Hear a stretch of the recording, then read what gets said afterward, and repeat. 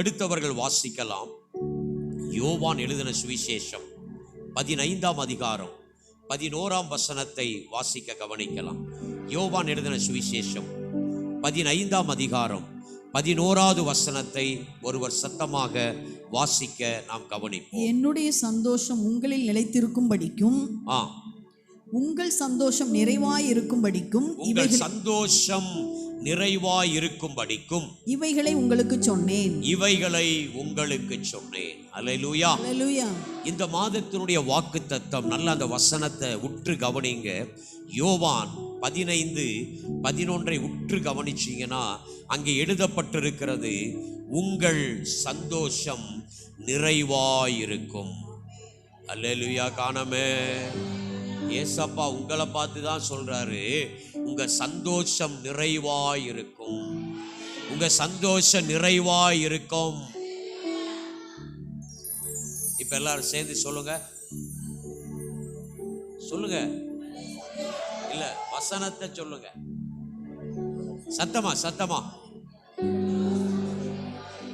சந்தோஷமா சத்தமா. பத்தா சத்தம் பத்தா இன்னும் வரேன்.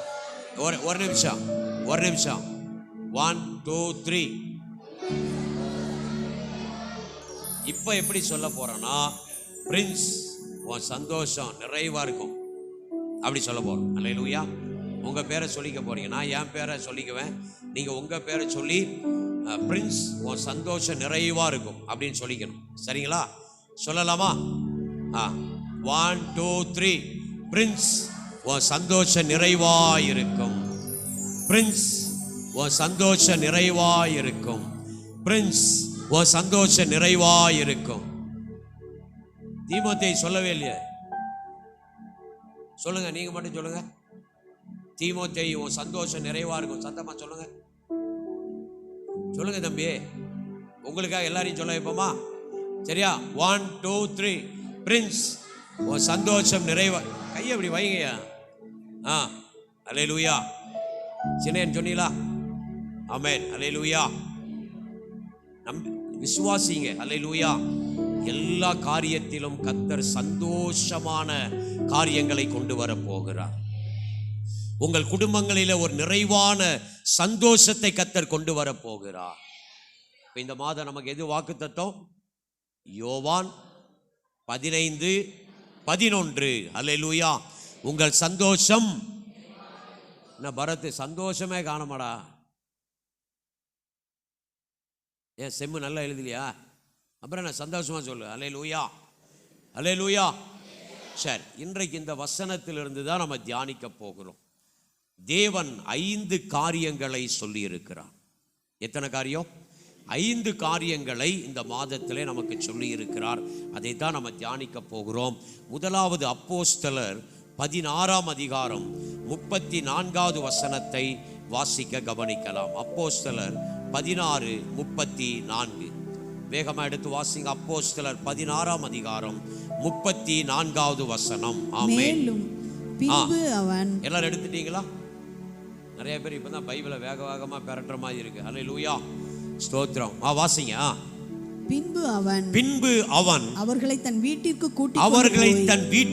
கூட்டிக் கொண்டு போய் அவர்களுக்கு போஜனம் கொடுத்து வீட்டார் அனைவரோடும் கூட தேவனிடத்தில் விசுவாசம் உள்ளவனாகி மனமகிழ்ச்சியாயிருந்தான். ஒரு அல்லேலூயா சொல்லுங்களேன். வசனம் சொல்லுகிறது, தன் வீட்டார் அனைவரோடும் கூட மன மகிழ்ச்சியாக இருந்தான். ஒரு அல்லேலூயா சொல்லுங்களேன். கர்த்தர் முதலாவது காரியமாக நமக்கு சொல்லுகிறார், உங்கள் குடும்பங்களிலே ஒரு மன மகிழ்ச்சியை நான் கொண்டு வர போகிறேன். உங்கள் குடும்பங்களிலே ஒரு மன மகிழ்ச்சியை நான் கொண்டு வர போகிறேன். உங்களுக்கு விசுவாசமே இல்லையே, உங்களுக்கு சந்தோஷமே இல்லையே, ஆண்டவர் உங்களை பார்த்து தான் சொல்றாரு, உங்க குடும்பத்திலே ஒரு மன மகிழ்ச்சியை நான் கொண்டு வர போகிறேன். இனி உங்க குடும்பத்தில் யாரும் உருன்னு இருப்பதில்லை. ராஜசேகர் இனி உருன்னு இருப்பதில்லை. ராஜேந்திரியா பார்த்த மாதிரி அல்லேலூயாங்கிறாரு. அல்லேலூயா, அல்லேலூயா. தீமோத்தேயு இனி உருன்னு இருப்பதில்லை. அல்லேலூயா. இனி எப்படி இருக்கும்? குடும்பங்கள் எப்படி இருக்கும்?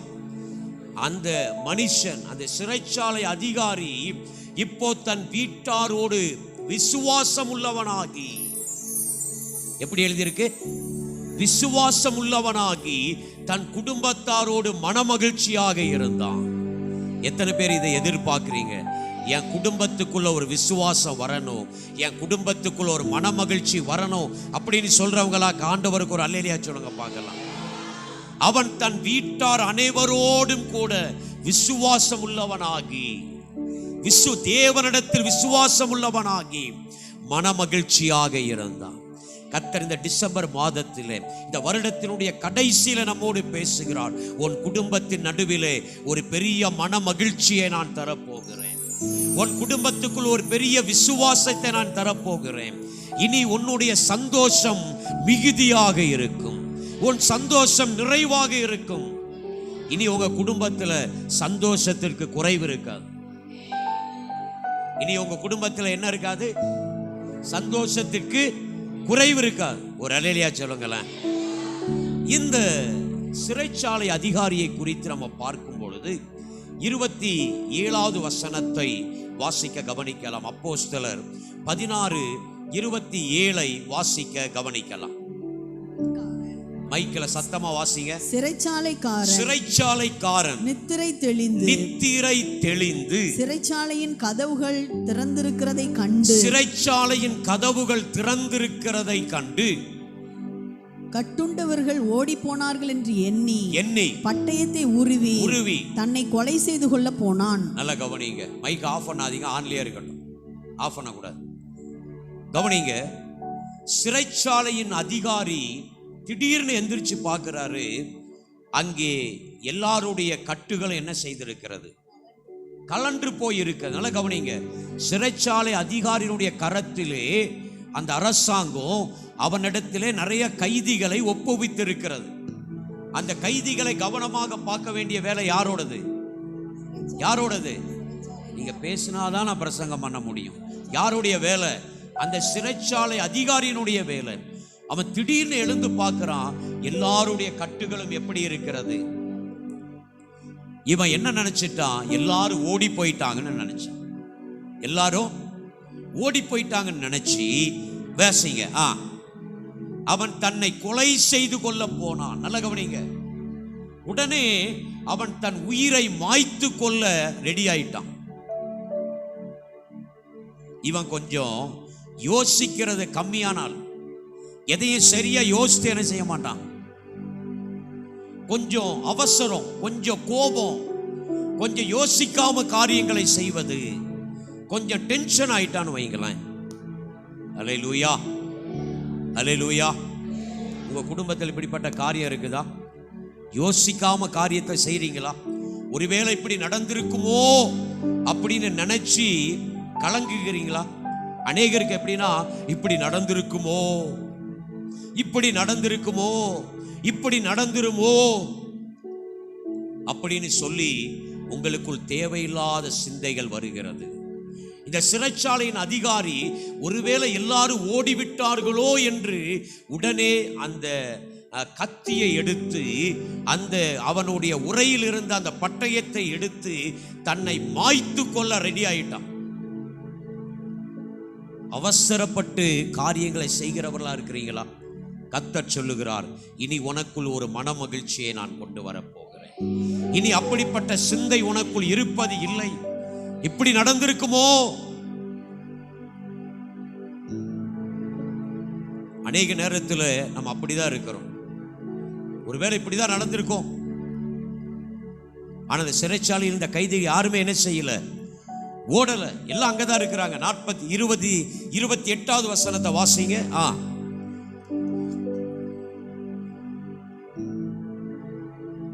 ஹலோ, நான் என்ன சொல்றேன்னா, அந்த பைபிளை அப்போஸ்தலர் 16 திருப்பி வைத்துக் கொள்ளுங்க. 28 வாசிங்க.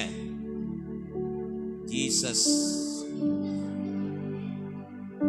பவுல் மிகுந்த சத்தமிட்டு, நீ உனக்கு கெடுதி ஒன்று செய்து கொள்ளாதே, நாங்கள் எல்லாரும் இங்கேதான் இருக்கிறோம் என்றான். நான் சொல்ல புரியுதா? கவனமா இருந்தாதான் சபை நடக்கும், கவனமா இருந்தாதான் செய்தி ஓடும். இங்க என்ன பாஸ்ட் பிரசங்கம் பண்றான்னு எல்லாருமே கவனமா இருக்கணும். எல்லாருமே கவனமா இருக்கணும். நீங்க பாட்டுக்கு வேற எங்கேயாவது சிந்தையில இருக்கக்கூடாது. கவனிங்க, திரும்ப வாசிங்க, சத்தமா வாசிங்க. பவுல் மிகுந்த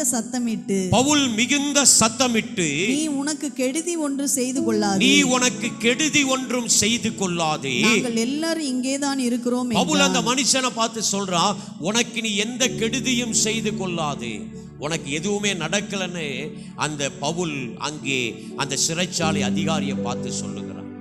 உனக்கு எதுவுமே நடக்கல, உனக்கு எந்த பிரச்சனையும் வரலன்னு கர்த்தர் சொல்ற. நீங்க நினைக்கிறீங்க எனக்கு பெரிய பிரச்சனை வந்துருச்சுன்னு நினைக்கிறீங்க. ஆனா ஆண்டவர் இன்னைக்கு உங்களை பார்த்து சொல்லுகிறாரு, ஆவியானவர் உங்களை பார்த்து சொல்றாரு, உனக்கு எந்த பிரச்சனையும் வரல, உனக்கு எந்த பிரச்சனையும் வரல, நீ அவசரப்படாத, நீ அவசரப்படாத, உனக்கு எந்த பிரச்சனையும் வரல. எல்லாரும் பத்திரமா இருக்கிறாங்க, எல்லாரும் பத்திரமாக இருக்கிறாங்க. உன் பொருட்கள் எல்லாம் பத்திரமா இருக்கு, உன் பிள்ளைகள் பத்திரமா இருக்கிறாங்க, உன் பிள்ளைகள் பத்திரமா இருக்கிறாங்க. பவுல் கலங்குகிறான், இல்ல சாரி, அந்த சிறைச்சாலையின் அதிகாரி கலங்குகிறான். என் வேலைக்கு ஒருவேளை உளவு வந்துருச்சோ, என் வேலைக்கு பிரச்சனை வந்துருச்சோ, என் குடும்பத்துக்கு பிரச்சனை வந்துருச்சோ, என் தலைக்கு மேல கத்தி வந்துருச்சோ. பவுல் சொல்லுகிறார், எதுவும் நடக்கல, எதுவும் நடக்கல, எல்லாரும் இங்கதான் இருக்கிறாங்க. எத்தனை பேர் விசுவாசிக்கிறீங்க? கர்த்தர் என் குடும்பத்துக்குள் ஒரு பெரிய மன மகிழ்ச்சியை கொண்டு வரப்போகிறார். இப்படிப்பட்ட மனிதனாகிய இந்த சிறைச்சாலை அதிகாரி இப்ப எப்படிப்பட்டவனாக மாறிவிட்டான்? தன் குடும்பத்தார் அனைவரோடும் கூட தேவனிடத்தில் விசுவாசம் உள்ளவனாகி மன மகிழ்ச்சியாக இருந்தான். இனி உங்க குடும்பத்தில் இருக்கிற எல்லாரும் மன மகிழ்ச்சியாக இருப்பார்கள். இனி உங்க குடும்பத்தில் இருக்கிற எல்லாரும் மன மகிழ்ச்சியாக இருப்பார்கள். அல்லேலூயா. எத்தனை பேர் விசுவாசிக்கிறீங்க? இனி என் குடும்பம் ஒரு மகிழ்ச்சியான குடும்பமாக இருக்கும். இனி என் குடும்பம் ஒரு மகிழ்ச்சியான குடும்பமாக இருக்கும். என் குடும்பத்துக்குள் இனி விசுவாசம் காணப்படும். இனி எங்க குடும்பத்தில் இருக்கிற யாரும் பதற மாட்டாங்க. இனி என் குடும்பத்தில் இருக்கிற யாரும் என்ன செய்ய மாட்டாங்க. இனி என் கணவன் பதறி காரியங்களை பேச மாட்டார். என் மனைவி இனி பதறி காரியங்களை பேசுவதில்லை. இனி நெகட்டிவான தாட் எனக்குள்ள வருவதில்லை. ஆண்டவர் நம்மை பார்த்து சொல்லுகிறான், உன் குடும்பத்துக்குள் ஒரு மன மகிழ்ச்சியை நான் கொண்டு வர போகிறேன். உன் குடும்பத்திற்குள் ஒரு சந்தோஷத்தை நான் கொண்டு வர போகிறேன். ஹல்லேலூயா. நன்றி ராஜா. சந்தோஷம் பொங்குதே, சந்தோஷம் பொங்குதே, சந்தோஷம் என்னில் பொங்குதே. அல்லேலூயா. இயேசு என்னை ரட்சித்தார், மற்றும் என்னை மாற்றினார். சந்தோஷம் என்னில் பொங்குதே, சந்தோஷம் பொங்குதே, சந்தோஷம் பொங்குதே, சந்தோஷம் என்னில் பொங்குதே. அல்லேலூயா. இயேசு என்னை ரட்சித்தார், மற்றும் என்னை மாற்றினார். சந்தோஷம் என்னில் பொங்குதே. பாவத்தில் ஜீவிப்பவர் பாதாளத்தில் அழிந்திடுவார். பாவத்தில் ஜீவிப்பவர் பாதாளத்தில் அழிந்திடுவார். நானும் பரலோகத்தில் நானும் பாடல் பாடிடுவேன். நானும் பரலோகத்தில் நானும் பாடல் பாடிடுவேன். என்னில் வாழும் இயேசுவோடு என்றும் வாழுவேன். ஆமென். என்னில் வாழும் இயேசுவோடு என்றும் வாழுவேன். சந்தோஷம் பொங்குதே, சந்தோஷம் பொங்குதே, சந்தோஷம் என்னில் பொங்குதே. அல்லேலூயா. இயேசு என்னை ரட்சித்தார், முற்றும் என்னை மாற்றினார். சந்தோஷம் என்னில் பொங்குதே. ரூத்தின் சரித்திரம் 2ஆம் அதிகாரம் 12ஆம் வசனத்தை வாசிக்க கவனிக்கலாம். ரூத்தின் சரித்திரம் 2ஆம் அதிகாரம் 12ஆம் வசனத்தை வேகமாக ஒருவர் எடுத்து வாசிக்க கவனிப்போம். உன் செய்கைக்கு தக்க பலனை, உன் செய்கைக்கு தக்க பலனை கர்த்தர் உனக்கு கட்டளையிடுவாராக. கர்த்தர் உனக்கு கட்டளையிடுவாராக. இஸ்ரவேலின் தேவனாகிய கர்த்தருடைய செட்டைகளின் கீழ், இஸ்ரவேலின் தேவனாகிய கர்த்தருடைய செட்டையின் கீழ் அடைக்கலமாய் வந்த உனக்கு, அடைக்கலமாய் வந்த உனக்கு அவராலே நிறைவான பலன் கிடைப்பதாக. அவராலே நிறைவான பலன் கிடைப்பதாக. ஒரு அல்லேலூயா சொல்லுங்களேன். கர்த்தர் ரூத்தை பார்த்து சொல்லுகிறார், உனக்கு தேவனாலே நிறைவான பலன் வரும். உனக்கு கர்த்தராலே நிறைவான பலன் வரும். ஏங்க ஒரு ஆண்டவர் உங்களை பார்த்து தான் சொல்றாரு, உங்களுக்கு ஒரு நிறைவான பலனை தருவேங்கிறாரு. ஒரு ரியாக்ஷனுமே இல்லையா? இங்க இல்லையே யாருமே. இப்ப 2வது பாயிண்ட்டுக்கு வந்துட்டேன். ஒரு அல்லேலூயா சொல்லுங்களேன். 2வது பாயிண்ட்டுக்கு வந்துட்டேன். கர்த்தர் உன் தனிப்பட்ட வாழ்க்கையிலே நிறைவான பலனை தருவார். ஒரு நிறைவான சந்தோஷத்தை உனக்குள் கர்த்தர் தரப்போகிறார். ஒரு நிறைவான பலன். ஒரு அல்லேலூயா சொல்லுங்களேன். ரூத்துக்கு தேவனுடைய வார்த்தை கடந்து வருகிறது. உனக்கு ஒரு நிறைவை கர்த்தர் தரப்போகிறார். குறைவு பட்டு இருக்கிற உன் வாழ்க்கையிலே ஒரு நிறைவை கர்த்தர் கொண்டு வரப்போகிறார். உன் வாழ்க்கையில ஒரு குறைவு, அவளுடைய வாழ்க்கையில ஒரு குறைவு இருக்கிறது. அந்த குறைவை நிறைவாக்கும்படி தேவன் அவரோடு கூட பேசுகிறார். நான் உனக்கு நிறைவான பலனை கொண்டு வரப்போகிறேன். ரூத் மோவாப் தேசத்தில் இருந்து அவள் இப்பொழுது பெத்லகேமுக்கு வந்திருக்கிறாள். எங்க வந்திருக்கிறாள்? பெத்லகேமுக்கு வந்தவள் சும்மா இல்லை. பெத்லகேம் என்பது கர்த்தருடைய வீடு. பெத்லகேம் என்பது அப்பங்கள் அடுக்கி வைக்கப்பட்டிருக்கிற தேவனுடைய வீடு. பெத்லகேம் என்பது கர்த்தருடைய சபை. இந்த ரூத் எங்க வந்திருக்கிறா? இப்போ மோவாபிலிருந்து பெத்லகேமுக்கு வந்திருக்கிறாள். பெத்லகேமுக்கு வந்திருக்கிறவ என்ன செய்கிறாள்? வாசிக்க கவனிக்கலாம். ரூத்தின் சரித்திரம் 2வது அதிகாரம் 1வது வசனத்தை வேகமாக வாசிக்க கவனிக்கலாம். ரூத்தின் சரித்திரம் 2வது அதிகாரம் 1வது வசனம் வாசிங்க. நகோமிக்கு அவளுடைய புருஷனாகிய எலிமெலேக்கின் உறவின் முறையில் போவாஸ் என்னும் பேருள்ள மிகுந்த ஆஸ்திகாரனாகிய இனத்தான் ஒருவன் இருந்தான். மோவாபிய ஸ்திரியான ரூத் என்பவள் நகோமியை பார்த்து, நான் வயல்வெளிக்கு போய் யாருடைய கண்களில் எனக்கு தயை கிடைக்குமோ அவர் பிறகே கதிர்களை பொறுக்கி கொண்டு வருகிறேன் என்றாள். அதற்கு இவள், என் மகளே போ என்றாள்.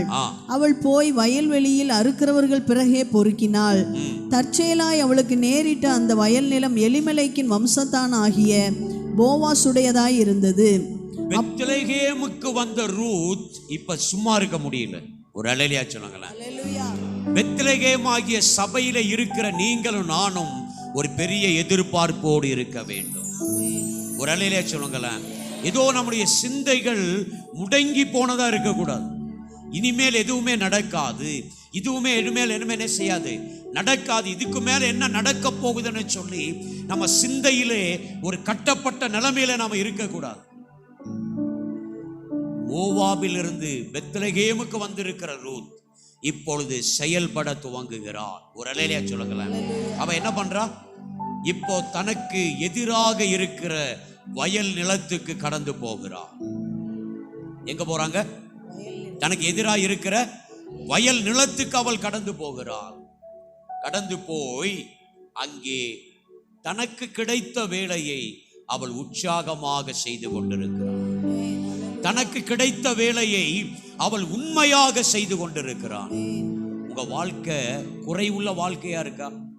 உங்க தனிப்பட்ட வாழ்க்கையில நீங்க குறைவானத காரியத்தை உணர்றீங்களா? நீங்க நிறைவான காரியத்தை செய்யும் பொழுது உங்க வாழ்க்கையில நிறைவு கடந்து வரும். நீங்க கர்த்தர் உங்களுக்கு கொடுத்திருக்கிற காரியங்களை நீங்க நிறைவாக செய்யும் பொழுது, அநேகர் எப்படி இருக்கிறீங்கன்னா, ஒரு மன நிறைவே இல்லாம வேலை செய்றீங்க. உங்களுக்கு திருப்தி இல்லாத ஒரு வேலை செய்றீங்க. கர்த்தர் உங்களுக்கு கொடுத்திருக்கிற காரியத்திலே நீங்க திருப்தியற்றவர்களாக காணப்படுகிறீர்கள். என்னமோ ஏதோ அப்படின்னு இருக்கிறீங்க. ஆனா ரூத் அப்படி அல்ல. வாசிக்கலாம். 5வது வசனத்தை வாசிக்க கவனிக்கலாம். 4லிருந்து வாசிக்க கவனிக்கலாம். ரூத் 2:4 நல்லா எல்லாம் கவனி. அப்பொழுது போவாஸ் பெத்லகேமிலிருந்து வந்து அறுக்கிறவர்களை பார்த்து, கர்த்தர் உங்களோட இருப்பாராக என்றான். அதற்கு அவர்கள், கர்த்தர் உம்மை ஆசீர்வதிப்பாராக என்றார்கள். அந்த வேலை ஸ்தலத்திற்கு வந்த போவாஸ் அங்கே இருக்கிற எல்லாரையும் ஆசீர்வதித்தான். நான் சொல்றேன், உங்க வேலை ஸ்தலம், கர்த்தர் உங்களுக்கு கொடுத்திருக்கிற எல்லா வேலை ஸ்தலங்களும் அது ஆசீர்வதிக்கப்பட்ட ஸ்தலம். அது உங்கள் நிமித்தம் அது ஆசீர்வதிக்கப்படும். ஆமேனே காணமே. உடனே அவங்க இருக்கிறவங்களா சொன்னாங்க போவாச பார்த்து, அதற்கு அவர்கள் கர்த்தர் உம்மை ஆசீர்வதிப்பாராக என்றார்கள். அவங்க தங்க எஜமானனை பார்த்து என்ன சொன்னாங்க? கர்த்தர் உம்மை ஆசீர்வதிப்பார். நீங்க உங்களுக்கு படி அளக்கிற எஜமானனை பார்த்து என்ன சொல்றீங்க? உங்களுக்கு படி அளக்கிற எஜமானனை பார்த்து நீங்க என்ன வார்த்தை சொல்றீங்க?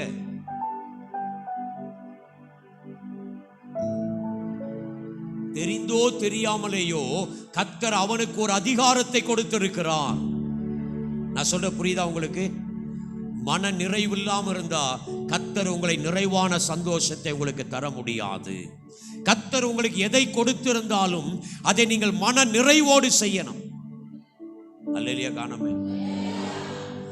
உங்களுக்கு ஒரு நிறைவு இல்லாம இருக்கிறீங்களா? இன்னைக்கு உங்களை ஆராய்ச்சி பாருங்க. கர்த்தர் எனக்கு தந்திருக்கிற வேலையை நான் மன நிறைவோடு நான் செய்கிறேனா? இல்ல இது என்னப்பா வேலை, இது என்னப்பா காரியம், இது என்னது, அது என்னன்னு சொல்லி ரொம்ப சலிச்சுக்கிறீங்களா? ரூத் சலித்து கொள்ளல. ரூத் என்ன பண்ணல? அவ அந்த ஸ்தலத்துக்கு போனா அவளுக்கு கிடைத்த வேலையை செய்ய ஆரம்பிச்சான். வாசிக்க கவனிக்க. அதுக்கு அடுத்த வசனம் 5வது வசனம், வேகமா வாசிங்க. பின்பு போவாஸ் அறுக்கிறவர் மேல் கண்காணியாக வைக்கப்பட்ட தன் வேலைக்காரனை நோக்கி இந்த பெண் பிள்ளை யாருடையவள் என்று கேட்டான். இந்த பெண் பிள்ளை யாருடையவள் என்று கேட்டான். ஒரு அல்லேலூயா சொல்லுங்களேன். நல்ல கவனிங்க. ஏசப்பா உங்களை வேலை ஸ்தலத்திலும் உங்களை கவனிக்கிறார். கொஞ்ச நேரம் வெளியே கூட்டிட்டு போமா, கொஞ்ச நேரம் வெளியே கூட்டிட்டு போ. வெளியே போய் நல்லா மண்டையில் 2 கொண்டு வை. அவளை நல்லா பழக்க. இப்போமே சபையில் உட்கார வச்சு பழக்கு. விளையாட்டு காட்டக்கூடாது. பிள்ளைங்க மேலே தலை மேலே கை வச்சு ஜோமனுங்க.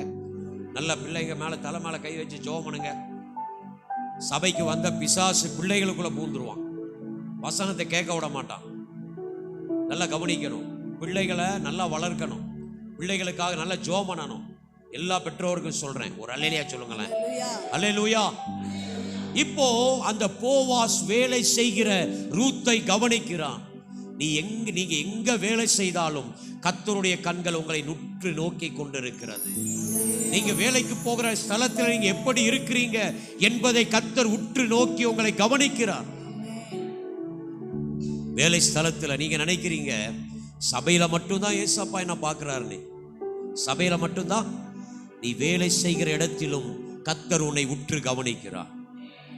வேலை செய்கிற இடத்திலும் கர்த்தர் உன்னை உற்று கவனித்துக் கொண்டிருக்கிறார். நீ செய்யறத எல்லாத்தையுமே கர்த்தர் பார்க்கிறார். அவன் கேட்கிறான், இந்த பெண் யாருன்னு விசாரிக்கிறார். 6வது வசனம். அறுக்கிறவர்கள் மேல் கண்காணியாக வைக்கப்பட்ட அந்த வேலைக்காரன் பிரதியுத்தரமாக இவள் மோவாப் தேசத்திலிருந்து நகோமியோட கூட வந்த மோவாபிய பெண் பிள்ளை. அவளை குறித்து விசாரிக்கிறான். அவளை குறித்து சொல்லப்படுகிறது. வாசிங்க 7வது வசனம். அறுக்கிறவர்கள் பிறகே அரிக்கட்டுகளிலிருந்து சிந்தினதை பொறுக்கிக் கொள்ளுகிறேன் என்று அவள் என்னிடத்தில் கேட்டுக்கொண்டாள். காலமே துவக்கி இதுவரைக்கும் இங்கே இருக்கிறாள். இப்பொழுது அவள் குடிசைக்கு வந்து கொஞ்ச நேரம்தான் ஆயிற்று என்றான். நல்ல கவனிங்க. அவளை குறித்த நல்ல சாட்சி வேலை ஸ்தலத்தில் இருந்தது.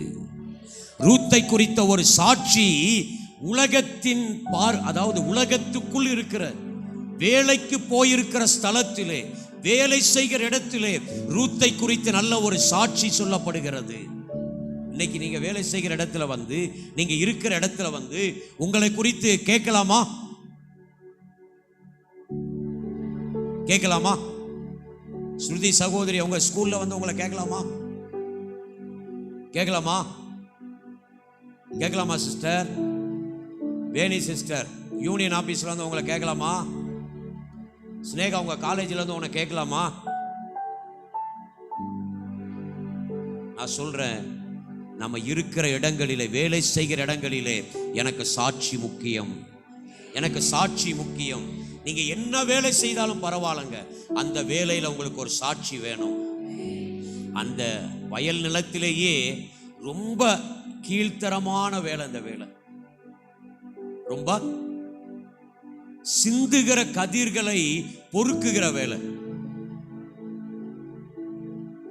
அந்த கீழே சிந்தி அந்த கோதுமையை பொறுக்கிறா பாருங்க, அவள் மேல அந்த எஜமான் இரக்கத்தோடு விசாரிக்கிறான்.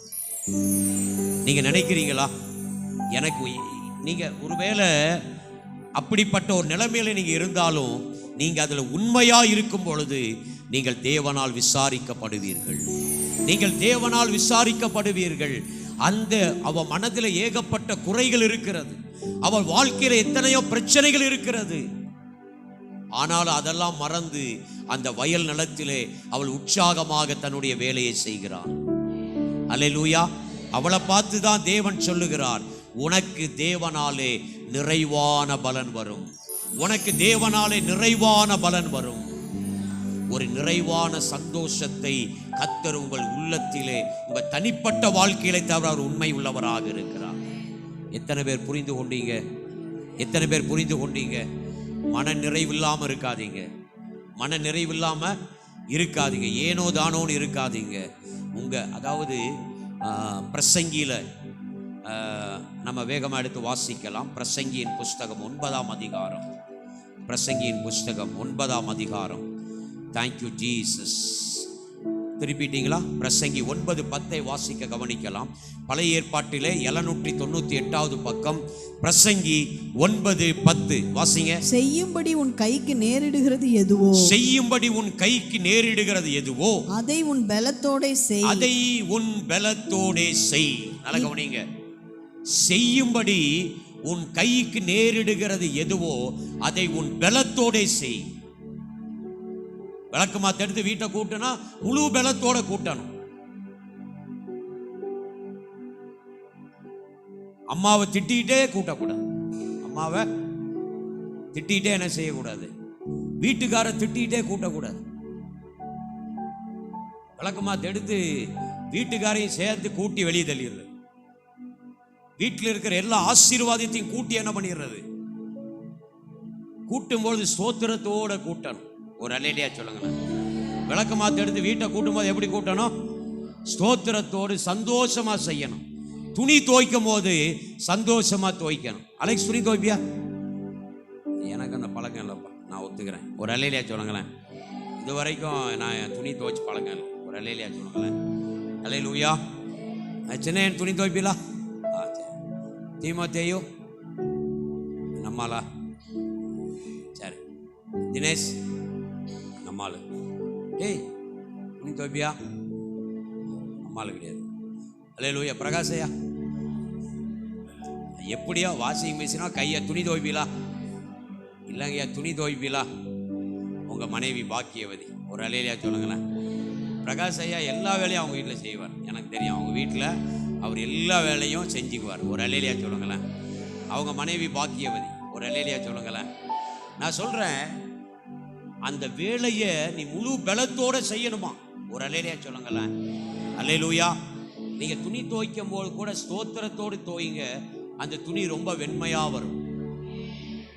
இதோ ஒரு ஊழியக்காரர் சொன்னார் எனக்கு. அவருடைய ஒயிட் ஷர்ட் அவர் தான் துவைப்பாராம்.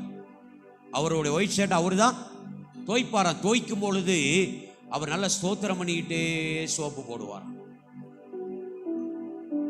அந்த சட்டை ரொம்ப அழகான கலருக்கு வருமா. எப்படி துணி துவைக்கிறீங்க?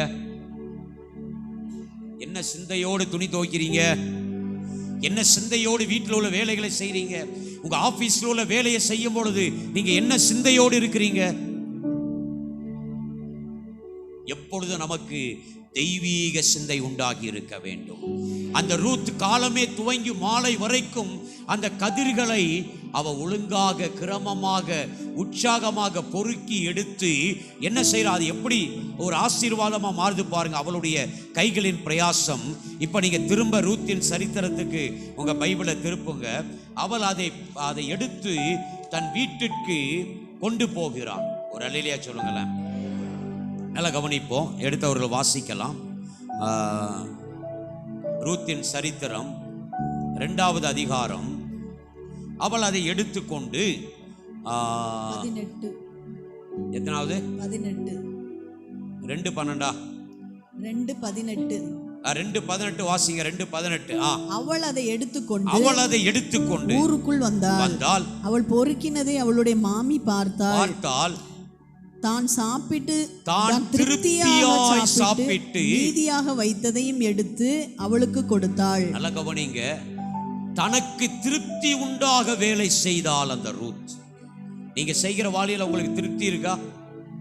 திருப்தியா செய்றீங்களா யா வேலை? என்ன ராஜசேகர், லாரி ஓட்டுறதுல ஒரு திருப்தி இருக்கா? எப்படி லாரி ஓட்டும் போது என்ன சிந்தையோட லாரி ஓட்டுறிய?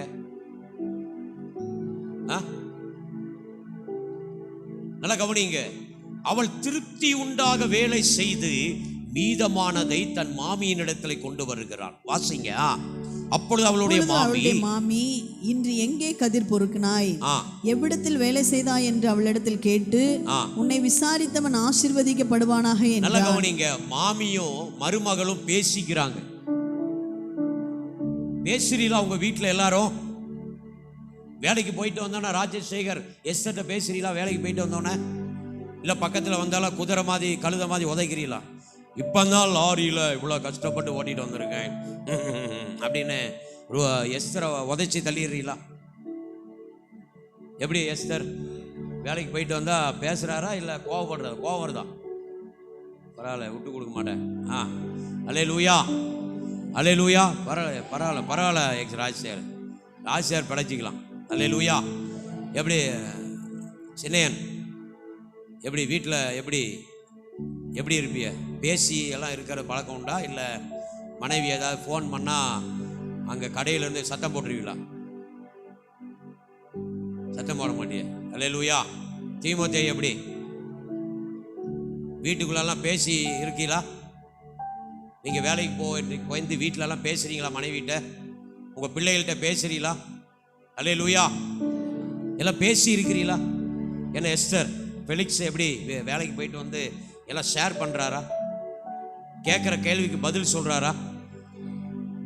மாமி கேள்வி கேட்க மருமகள் பதில் சொல்லுகிறார்.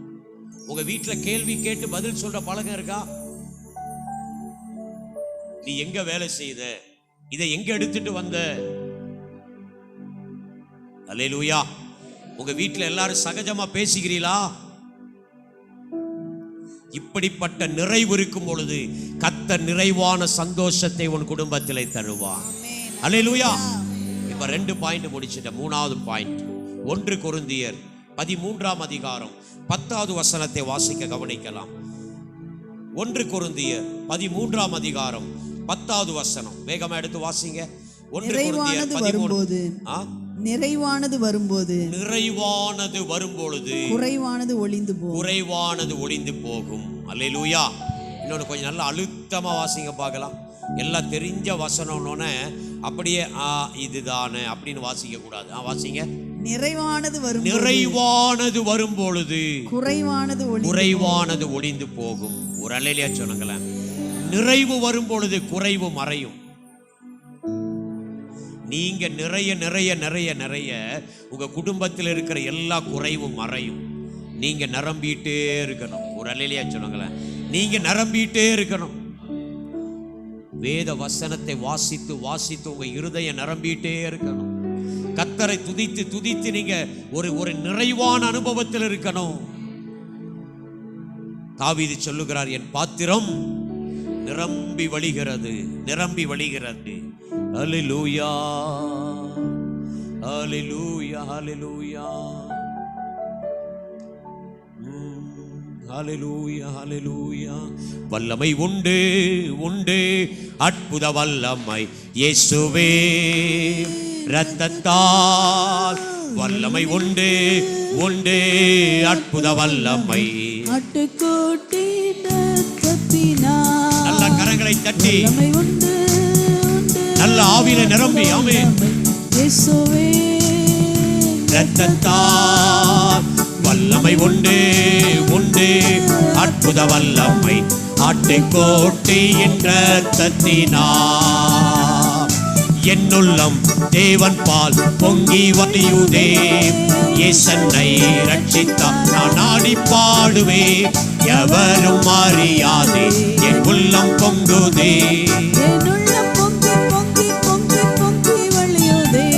ஆமென். என்னுள்ளம் தேவன் பால் பொங்கி வழியுதே. கரங்களை தட்டி எவரும் அறியாதே என் உள்ளம் பொங்குதே. என் உள்ளம் பொங்கி பொங்கி பொங்கி பொங்கி வழியுதே. என்னுள்ளம் தேவன் பால் பொங்கி வழியுதே. நல்ல ஆவியில நிரம்பி ஓ ரபா ரபா ரபா ரபா நன்றி.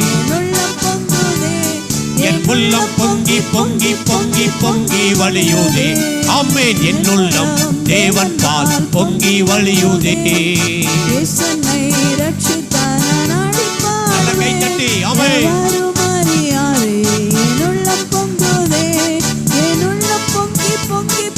பொங்கி வழியுதே. ஹல்லேலூயா. எப்பொழுதும் நிறைவு இருக்கிற இடத்துல குறைவு இருக்காது. ஒரு அல்லேலூயா சொல்லுங்களேன். உங்க வீட்டுல நிறைய குறைவு இருக்கா? அப்போ நீங்க நிறைவா இல்லைன்னு அர்த்தம். நீங்க நிறைவா இருந்தா குறைவெல்லாம் மறைஞ்சிரும். ஸ்ருதி சிஸ்டர் ஒரு ஆமென் சொல்லுங்க. அல்லேலூயா. ஸ்ருதி சிஸ்டர் நிறைவா இருந்தா எல்லா குறையும் மாறிரும். அல்லேலூயா. வேணி சிஸ்டர் நிறைவா இருந்தா எல்லா குறையும் மாறிரும். அல்லேலூயா. எப்பவும் நிரம்பி இருக்கீங்களா? அல்லேலூயா. உங்க இருதயம் நல்ல விசேஷத்தினாலே நிரம்பி இருக்கா? அமுதா சிஸ்டர் உங்க இருதயத்துல என்ன புல்லா இருக்கு? உங்க இருதயத்துல என்ன நிரம்பி இருக்கு? வைதேகி சிஸ்டர் உங்க இருதயத்துல எது நிறைஞ்சிருக்கு? கவிதா சிஸ்டர் அக்கா தங்கச்சி 3 பேருக்குள்ள எது நிறைஞ்சிருக்கு? உங்க இருதயத்தின் நிறைவினாலே வாய் பேசும் என்று வேதம் சொல்லுகிறது. உங்கள் இருதயம் நல்ல விசேஷத்தினாலே நிரம்பி இருக்கணும். நீங்க டெய்லி 10 அதிகாரம் வாசித்தா அந்த காரியங்கள் உங்க இருதயத்துல நிரம்பி இருக்கும். நீங்க யார்கிட்ட பேசும்போது அதையே பேசுவீங்க. நீங்க நிறைவான காரியத்தை பேசுவீர்கள். 3 மணி நேரம் சினிமா படத்தை பார்த்துட்டு போனா நீங்க குறையவே பேசிட்டு இருப்பீங்க. அல்லேலூயா. குறைவானதையே பேசுவீங்க. உங்க குடும்பத்தில் இருக்கிற ஆசீர்வாதம் எல்லாம் ஓடி போயிடும். அல்லேலூயா. சினிமா உன்னை நிறைவாக்குதா? அது நிறைவாக்குல உன்னை ஏமாத்துது. அது உன்னை ஏமாத்துது. இன்னும் எத்தனை பேர் வீட்டுல சினிமா ஓடுது? இன்னும் எத்தனை பேர் வீட்டுல சினிமா ஓடுது? இன்னைக்கு திருப்பந்தியில பங்கு பெற போகிறோம். அல்லேலூயா. இந்த பந்தி எதுக்கு தெரியுமா? எதுக்கு? உன் வாழ்க்கையில இருக்கிற குறைவை மாற்றுகிற பந்தி. உன் வாழ்க்கையில ஒரு நிறைவை கொண்டு வர்றதுக்கு தான் இந்த பந்தி. இன்னி சினிமா பார்த்துட்டு இதுல கை வைக்கிறது இல்லை, அர்த்தம் இல்லை. இன்னொன்னு கெட்ட வார்த்தை பேசிட்டு இந்த பந்தியில நீ பங்கு பெறுவதில் அர்த்தம் இல்லை. இதுல நீ அபாத்திரமாய் பானம் பண்ணக்கூடாது என்று வேதம் சொல்லுகிறது. இதுல நீ அபாத்திரமாக பானம் பண்ணக்கூடாது. அல்லேலூயா. இது என்னதுங்க? இது என்னது? இது என்னது சொல்லுங்க. இது என்னது? இந்த பந்தி என்னது? சத்தமா சொல்லுங்க. இது என்னது இந்த பந்தி? இயேசுவினுடைய மாமிசம், இயேசுவினுடைய சரீரம், இயேசுவினுடைய ரத்தம். இது என்னது? இது என்னது? இயேசுவினுடைய சரீரம், இயேசுவினுடைய மாமிசம். இது எதற்கு? நம்மை பரலோகம் கொண்டு போவதற்கு, நமக்கு ஒரு நிறைவான காரியத்தை தருவதற்கு. இன்னைக்கு குறை உள்ளவர்களா இருந்தா உங்களை மாத்திக் கொள்ளுங்க. உங்க இருதயத்தை தேவையில்லாத காரியத்துல நீங்க நிரப்பி வச்சிருந்தா இன்னைக்கு அதை கலட்டி விட்டுங்க. இன்னைக்கு அந்த காத்தெல்லாம் வெளியே போயிரட்டும். அந்த பிசாசு வெளியே போயிரட்டும். இனி உங்க இருதயம் சிந்தையெல்லாம் நல்ல விசேஷத்தினாலே நிரம்பி இருக்கட்டும். அல்லேலூயா. உங்க இருதயத்தில் எதை நிரப்பி வச்சிருக்கிறீங்க? பகையை நிரப்பி வச்சிருக்கிறீங்களா? மன்னிக்க முடியாத காரியத்தினாலே உங்க இருதயத்தை நிரப்பி வச்சிருக்கீங்களா? உன் வீட்டை குறைவு தேடி வந்து கொண்டே இருக்கும். உங்க இருதயம் நல்ல விசேஷத்தினாலே நிரம்பட்டும். உங்க இருதயம் எப்படி நிரம்பணும்? நல்ல காரியங்களினாலே, வேத வசனத்தினாலே, ஆண்டவரை துதிக்கிற துதியினாலே, அபிஷேகத்தினாலே, ஆவியினாலே உன் இருதயம் நிரம்பட்டும். அப்போ உன் வீட்டுல எந்த குறையுமே இருக்காது. கானாவூர் கல்யாண வீட்டிலே குறைவு வந்தது. எல்லா குடும்பத்திலும் குறைவு வரும். எந்த ஏசப்பாவை ஏற்றுக்கொண்டோன்னு குறை வராம இருக்காது. நான் ஏசப்பாவை ஏற்றுக்கொண்டேன் எனக்கு குறைவே வராது அப்படின்னு யாரும் சொல்ல முடியாது. இந்த உலகத்திலே உங்களுக்கு உபத்திரவம். அப்படிதானே ஏசப்பா சொன்னாரு. குறைவு வரும். ஒரு அல்லேலூயா சொல்லுங்களேன். கானாவூர் கல்யாண வீட்டில குறைவு வந்தது. ஆனா என்ன நடந்துச்சு? அற்புதம் நடந்துச்சு. ஏன் அற்புதம் நடந்துச்சு? அங்கு இயேசு இருந்தபடினாலே அற்புதம் நடந்துச்சு. நிறைவாகி இயேசு உனக்குள் இருந்தா எந்த குறைவு வந்தாலும் நம்ம பயப்பட மாட்டோம். இயேசு அந்த கல்யாண வீட்டில் இருந்தபடியினாலே, இயேசு அந்த குடும்பத்துக்குள் இருந்தபடியினாலே அந்த குறைவு நிறைவாக்கப்பட்டது. உங்களுக்கு பெரிய குறை இல்லையா? எனக்கு அந்த அக்காவு மேல, அந்த அக்காவு மாதிரி ஒரு சேரி எனக்கு இல்லையே அப்படின்னு ஒரு குறை இன்னுமே இருக்கு இல்லையா? சிலுவைநாதன் சிரிக்கிறத பார்த்தா ஏதோ ஒரு ட்ரூத் இருக்கிற மாதிரி இருக்கு, ஏதோ ஒரு உண்மை மறைஞ்சிருக்கு இல்லையா? அந்த அக்காவு மாதிரி எனக்கு ஒரு சேரி இல்லையேன்னு ஒரு குறை இருக்கா? அவங்கள மாதிரி ஒரு வீடு இல்லையான்னு ஒரு குறை இருக்கா?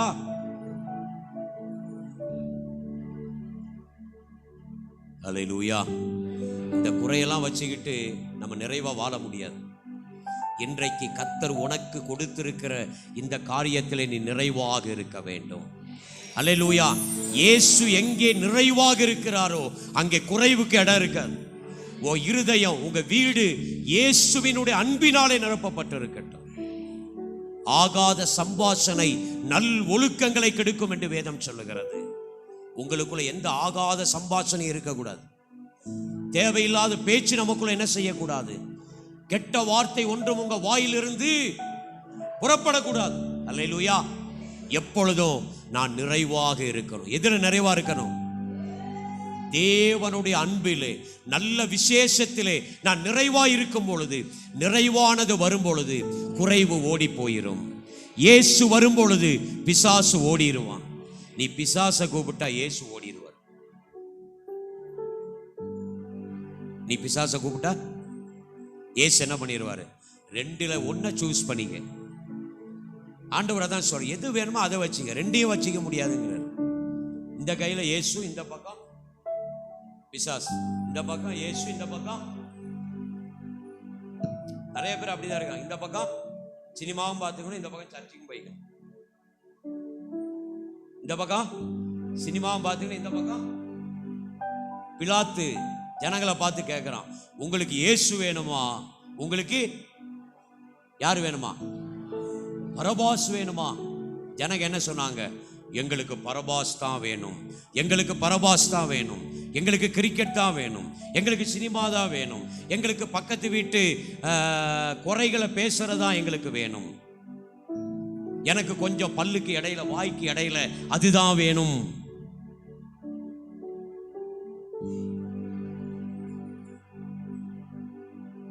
எது வேணும் முடிவு பண்ணுங்க. ஒரு அல்லேலூயா சொல்லுங்களேன். எது வேணுமோ, உலகம் வேணுமா இயேசு வேணுமா முடிவு பண்ண ஆண்டவர் சொல்றாரு. அல்லேலூயா. ஏன்னா ரெண்டையும் உங்களால மேனேஜ் பண்ண முடியாது. ஏன்னா பிசாசு இருக்கிற இடத்துல ஏசப்பா சொல்லிட்டுலாம் போக மாட்டாரு. நல்லவனுக்கு அழகு, ஏசப்பா நல்லவர், சொல்லாம போயிடுவார். அல்லேலூயா. அப்போ நான் நிறைவுள்ளவனாய் இருக்கும் பொழுது குறைவு எனக்குள்ள இருக்காது. நாலாவது 2 கொரிந்தியர் 11ஆம் அதிகாரம் 9வது வசனம். 2 கொரிந்தியர் 11ஆம் அதிகாரம் 9வது வசனம் வாசிக்க கவனிக்கலாம். 2 கொரிந்தியர் 11:9. உங்களோடு இருந்தது குறைபட்ட போதும், இல்ல நல்லா வாசிங்க. நான் உங்களோடு இருந்து குறைபட்ட போதும் ஒருவரையும் நான் வருத்தப்படுத்தவில்லை. மக்கெதோனியாவிலிருந்து வந்த சகோதரர் என் குறைவை நிறைவாக்கினார்கள். எவ்விதத்திலேயும் உங்களுக்கு பாரமாய் இராதபடிக்கு ஜாக்கிரதையாய் இருந்தேன், இனிமேலும் ஜாக்கிரதையாய் இருப்பேன். இப்ப அந்த மக்கெதோனியாவில் இருந்து வந்த சகோதரர் என் குறைவை நிறைவாக்கினார்கள். பவுல் சொல்லுகிறாரு, என் குறைவை நிறைவாக்குவதற்கு தேவன் எனக்கு ஒத்தாசை பண்ணி இருக்கிறார். நான் மற்றவங்களை தொந்தரவு பண்ணல. எனக்கு குறையா இருக்குன்னு நான் மற்றவங்களை போய் என்ன செய்யல, தொந்தரவு பண்ணல. தொந்தரவு பண்றீங்களா?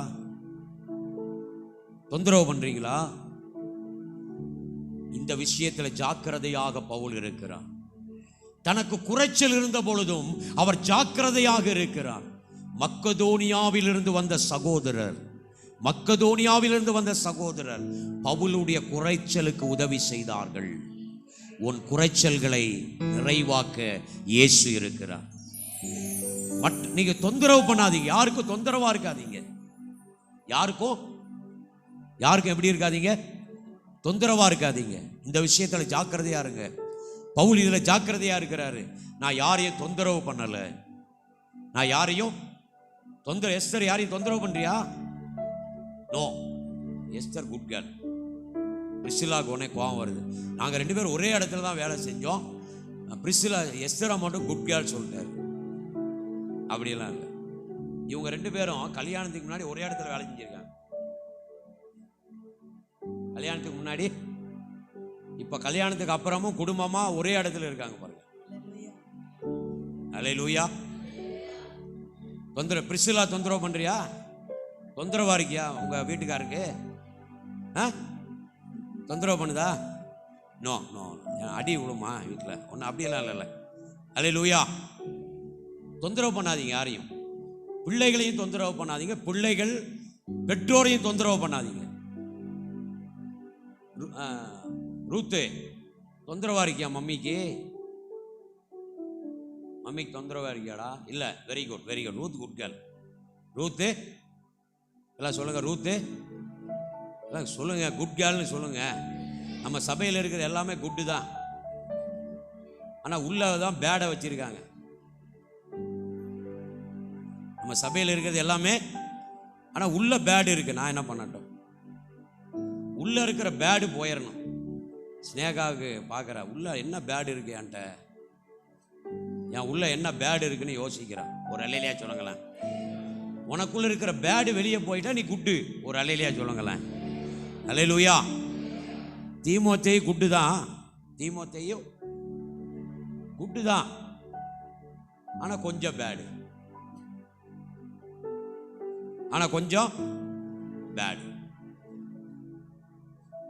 அல்லேலூயா. யாரையும் தொந்தரவு பண்ணாதீங்க. ஒரு அல்லேலூயா சொல்லுங்களேன். அந்த வசனத்தை திரும்ப எல்லாம் சேர்ந்து வாசிக்கலாமா? 2 கொரிந்தியர் 11ஆம் அதிகாரம் 9ஆம் வசனம். எல்லாம் சேர்ந்து வாசிக்கலாம். 1 2 3. நான் உங்களோடு இருந்து குறைவுபட்ட போதும், நான் சொல்றேன், குறைவு பட்டாலும் தொந்தரவு பண்ணாதீங்க. யாருக்கும் தொந்தரவா இருக்காதீங்க. ஒரு அல்லேலூயா சொல்லுங்களேன். குறைவுபட்ட போதும் ஒருவரையும் நான் வருத்தப்படுத்தவில்லை. உங்க வார்த்தை மத்தவங்களை வருத்தப்படுத்துதா? உங்க பேச்சு மத்தவங்களை வருத்தப்படுத்துதா? வாசிங்க. எல்லாம் சேர்ந்து வாசிங்க. மக்கதோனியாவிலிருந்து வந்த சகோதரர் என் குறைவை நிறைவாக்கினார்கள். எவ்விதத்திலேயும் உங்களுக்கு பாரமாயிராதபடிக்கு ஜாக்கிரதையாக இருந்தேன். இனிமேலும் ஜாக்கிரதையாக இருப்பேன். எப்பொழுதும் இந்த விஷயத்துல ஜாக்கிரதையா இருங்க. உங்களுக்கு தேவையான எல்லாமே பரலோகத்திலிருந்து வரும். உங்களுக்கு தேவையான எல்லாமே பரலோகத்திலிருந்து வரும். அதுல மட்டும் கவனமா இருங்க.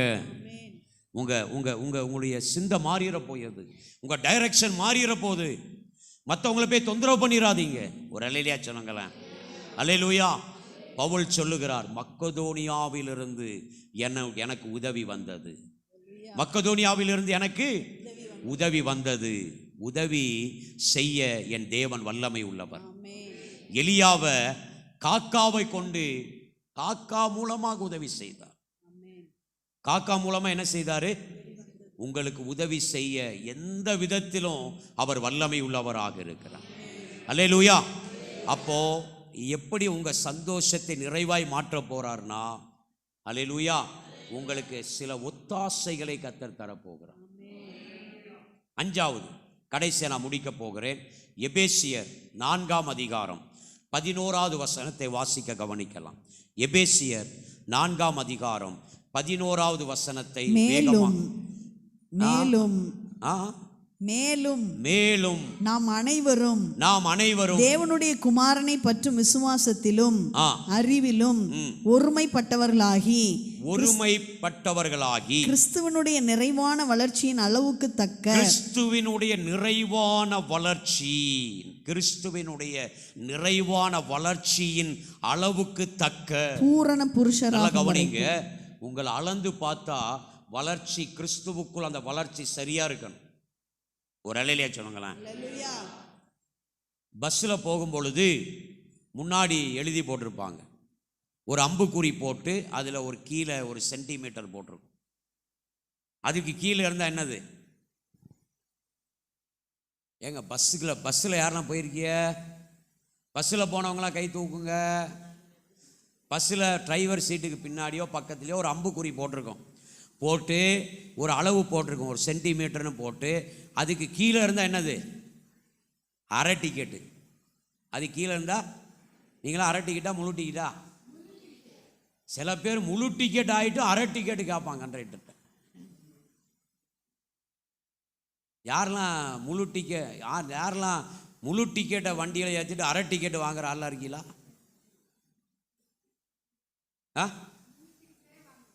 ஆமேன். ஒரு அலையிலையா சொல்லுங்களேன். முழு டிக்கெட்டை மடியில் வச்சுக்கிட்டு அரை டிக்கெட்டு கேட்கக்கூடாது. கிறிஸ்துவினுடைய வளர்ச்சியிலே, ஆண்டவருடைய காரியத்திலே நான் சரியான வளர்ச்சியை உடையவனாக இருக்க வேண்டும். சரியான வளர்ச்சி இருக்கா உங்களுக்கு? சரியான வளர்ச்சியில் இருக்கிறீங்களா? அல்லேலூயா, அல்லேலூயா. அப்ப ஆண்டவர் 5வது சொல்லுகிறார், உனக்கு ஒரு சரியான வளர்ச்சியை நான் தரப்போகிறேன். அதன் நிமித்தம் உனக்குள்ள ஒரு மகிழ்ச்சியை நான் தரப்போகிறேன். உங்களுக்கு பைபிள் விளங்கலன்னு ரொம்ப கவலையா இருக்கலாம். என்னதான் பிரசங்கம் கேட்டாலும் எனக்கு அது புரியலையே, ஏதோ எல்லாரும் கைத்தட்டி பாடுறாங்க, எனக்கு ஒன்றும் புரியலையே அப்படின்னு ஒரு அங்கலாய்ப்போடு இருக்கிறீங்களா? கவலையோடு இருக்கிறீங்களா? ஆண்டவர் சொல்லுகிறார், உனக்கு ஒரு நிறைவான வளர்ச்சியை நான் தரப்போகிறேன். உனக்குள்ள ஒரு வளர்ச்சியை நான் தரப்போகிறேன். நீ என்னுடைய காரியத்தில் நீ வளரப்போகிறாய் என்று கர்த்தர் சொல்லுகிறார். அல்லேலூயா. அப்ப ஆண்டவர் 5 காரியங்களை சொல்லியிருக்கார். என்னெல்லாம் சொல்லியிருக்காரு? 5 காரியங்களை தேவன் சொல்லியிருக்கிறார். என்னெல்லாம் சொல்லியிருக்காரு இன்னைக்கு? அதாவது உன் குடும்பத்திலே ஒரு மனமகிழ்ச்சியை தரப்போகிறேன். அல்லேலூயா. காணாம உன் குடும்பத்திலே ஒரு மனமகிழ்ச்சியை நான் தரப்போகிறேன். 2வது, உன் தனிப்பட்ட வாழ்க்கையிலே ஒரு நிறைவை நான் தரப்போகிறேன். 3வது, உன் குறைகளை எல்லாம் நான் மாற்றப் போகிறேன். என்ன குறை இருந்தாலும் மாற்ற போறேன்னு சொல்றார். அடுத்தது, மனுஷ ஒத்தாசைகளை உனக்கு தரப்போகிறேன். இயேசு கிறிஸ்துவும் மனுஷ தயவிலே வளர்ந்தார் என்று வேதம் சொல்லுகிறது. இயேசு கிறிஸ்துவும் எப்படி வளர்ந்தாரோ மனுஷ தயவிலே அவர் வளர்ந்தார் என்று வேதம் சொல்லுகிறது. அப்ப நமக்கு மனுஷ ஒத்தாசைகளை தருவார். அடுத்தது கடைசி என்ன சொன்னாரு? கிறிஸ்துவுக்குள்ளாக ஒரு நிறைவான வளர்ச்சியை நமக்கு தரப்போகிறார். இந்த 5 ஆசீர்வாதங்களுக்காக எல்லாரும் கரங்களை தட்டி தேவனுக்கு நன்றி சொல்லலாம். இந்த 5 ஆசீர்வாதங்களுக்கு எல்லா கரங்களை தட்டி தேவனை மகிமைப்படுத்தலாமா? எல்லாரும் அப்படியே ஒரு 2 நிமிஷம் எழுந்து நின்று இந்த வார்த்தைகளுக்காக எல்லாரும் நன்றி சொல்லி நம்ம தேவனை துதிக்க போகிறோம். எல்லாரும் எழுந்து நிற்கலாமா? தேவ சமூகத்தில் எல்லாரும் எழுந்து நிற்கலாம். எல்லாரும் அப்படி பைபிள் டைரி எல்லாம் அப்படி ஓரமாக வச்சிருங்க. அப்படி நல்லா எழும்பி நின்று இந்த 5 ஆசீர்வாதங்களை நம்ம சுதந்தரிக்க போகிறோம். இந்த 5 ஆசீர்வாதங்களை நம்ம சுதந்தரிக்க போகிறோம். அல்லேலூயா. உங்கள் சந்தோஷம் மிகுதியாக இருக்கும். எல்லாம் பேச ஆரம்பிக்க பார்க்கலாம். ஏசப்பா, என் குடும்பத்தில் ஒரு மனமகிழ்ச்சியை கொண்டு வர போகிறீர். என் குடும்பத்தில் ஒரு மனமகிழ்ச்சியை கொண்டு வர போகிறீர். என் குடும்பத்தில் ஒரு மனமகிழ்ச்சியை கொண்டு வர போறீங்கப்பா. எல்லாரும் வாய்களை திறந்து இயேசுவே, என் குடும்பத்தில் ஒரு மனமகிழ்ச்சியை கொண்டு வர போகிறீர். என் வாழ்க்கையில ஒரு நிறைவான காரியத்தை கர்த்தர் தரப்போகிறீர் அப்பா. என் குடும்பத்தில் இருக்கிற எல்லா குறைகளை கர்த்தர் மாற்ற போகிறீர். மனுஷ ஒத்தாசைகளை எனக்கு தரப்போறீங்கப்பா. நிறைவான வளர்ச்சி எனக்கு தரப்போகிறீர். நிறைவான வளர்ச்சி எனக்கு தரப்போகிறீர். நன்றி, நன்றி. எல்லாரும் ஏசப்பாவுக்கு இந்த வார்த்தைகளுக்காக எல்லாரும் ஏசப்பாவுக்கு நன்றி சொல்லுங்க பார்க்கலாம். இந்த வார்த்தைகளுக்காக எல்லாரும் ஏசப்பாவுக்கு நன்றி சொல்லுங்க பார்க்கலாம். அல்லேலூயா. ஹalleluya ஹalleluya. நன்றி நன்றி நன்றி நன்றி நன்றி. உங்க வல்லமை இறங்கட்டும் டாடி, உங்க வல்லமை இறங்கட்டும் அப்பா. இந்த 5 ஆசீர்வாதங்களும் நீர் பேசின காரியங்கள் ஒவ்வொரு குடும்பத்தின் நடுவில் இறங்கட்டும் தகப்பனே. ஒவ்வொரு குடும்பத்திலும் காரியம் இறங்கட்டும் ராஜா. ஆமென். நன்றி நன்றி நன்றி ஹalleluya ஹalleluya. நன்றி ராஜா, நன்றி நன்றி நன்றி நன்றி.